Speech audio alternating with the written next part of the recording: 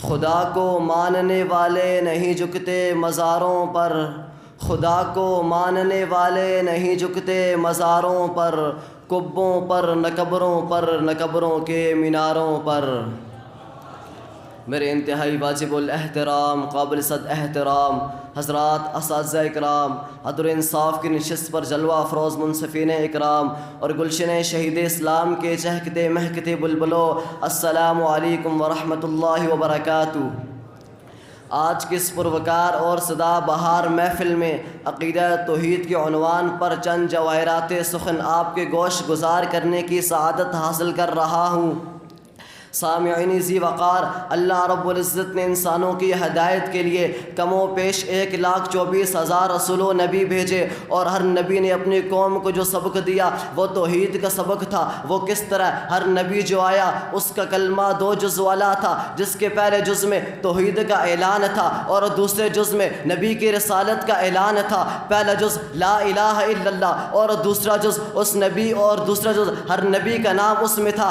مثلا لا الہ الا اللہ آدم صفی اللہ، لا الہ الا اللہ نوح نجی اللہ، لا الہ الا اللہ ابراہیم خلیل اللہ، لا الہ الا اللہ اسماعیل ذبیح اللہ، لا الہ الا اللہ موسیٰ کلیم اللہ، لا الہ الا اللہ عیسیٰ روح اللہ، لا الہ الا اللہ محمد الرسول اللہ۔ تو معلوم ہوا کہ کلمے کا پہلا جز ہر نبی اور ہر رسول کے زمانے میں مشترک تھا۔ تو معلوم ہوا کہ کلمے کا پہلا جز ہر نبی اور ہر رسول کے زمانے میں مشترک تھا، اور ہر نبی نے اپنے قوم کو جو سب سے پہلا سبق دیا وہ لا الہ الا اللہ کا سبق تھا۔ وہ یہ سبق تھا کہ لوگوں تمہارا معبود صرف ایک اللہ ہے، تمہارا مشکل کشا صرف ایک اللہ ہے، تمہارا حاجت روا صرف ایک اللہ ہے، تمہارا خالق مالک رازق صرف ایک اللہ ہے، اس کے بغیر تمہارا کوئی معبود نہیں، اس کے علاوہ تمہارا کوئی خالق نہیں، اس کے علاوہ تمہارا کوئی الہ نہیں، اس کے علاوہ تمہارا کوئی خالق مالک رازق نہیں۔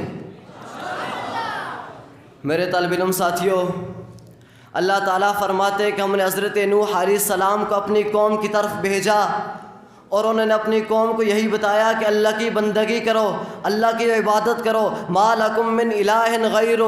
اس طرح قرآن نے فرمایا سورہ اعراف آیت نمبر 85، وَإِلَىٰ مَدْيَنَ أَخَاهُمْ شُعَيْبًا، کہ مدین کی طرف اللہ تعالیٰ نے حضرت شعیب علیہ السلام کو نبی بنا کر بھیجا، تو انہوں نے کہا یا قوم اعبدوا اللہ ما لکم من الہ غیرہ۔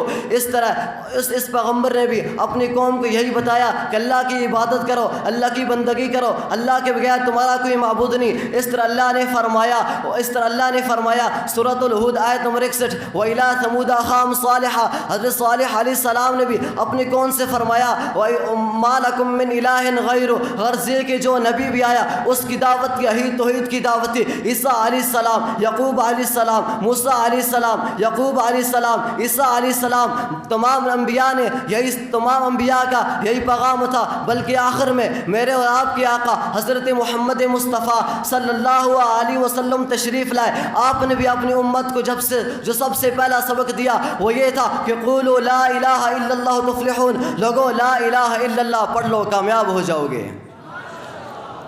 سامعین ذی وقار، حضرت ابراہیم علیہ السلام اپنی قوم کی طرف یہی نعرہ تو لے کر گئے تھے، جب انہوں نے دیکھا کہ میری قوم اپنی ہاتھوں سے بنے ہوئے پتھروں کی بتوں کی عبادت میں مصروف ہے، تو انہوں نے کہا اے میری قوم تم کن کاموں میں پڑ گئے ہو، اور اپنے ہاتھوں سے پتھر تراشتے ہو، پھر ان کی عبادت کرتے ہو، ان کے اعتکاف کرتے ہو۔ فرمایا ما ہادی تماثیل، یہ کس قسم کی مورتیاں اور بتیں، التی انتم لہا عاکفون، جن کی تم عبادت کرتے ہو۔ اور غصے میں آ کر فرمایا اف لکم ولما تعبدون، یعنی تم پر اور جن کی تم عبادت کرتے ہو ان پر تف ہے۔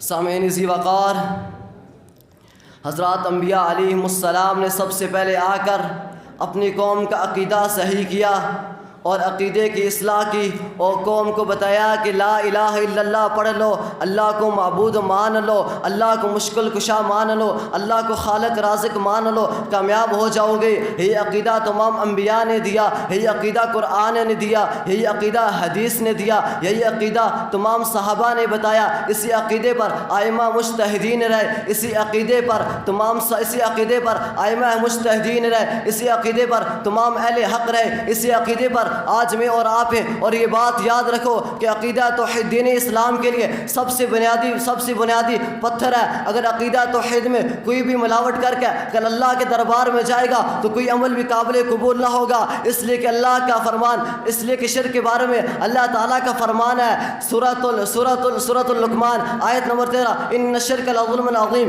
کہ شرک سب سے بڑا ظلم ہے. دوسری جگہ ارشاد ہوا ان اللہ لا یغفر ان یشرک بہ، کہ شرک اللہ مشرکوں کی بخشش کبھی نہیں فرمائیں گے. اس لیے جن لوگوں کو اپنی بخشش مطلوب ہے، جو اللہ کے مقرب بننا چاہتے ہیں، وہ عقیدہ توحید کو اپنا لیں. اللہ تعالیٰ سے دعا ہے کہ وہ مجھے اور آپ کو عقیدہ توحید پر چلنے کی توفیق عطا فرمائے. وما علینا الا البلاغ المبین.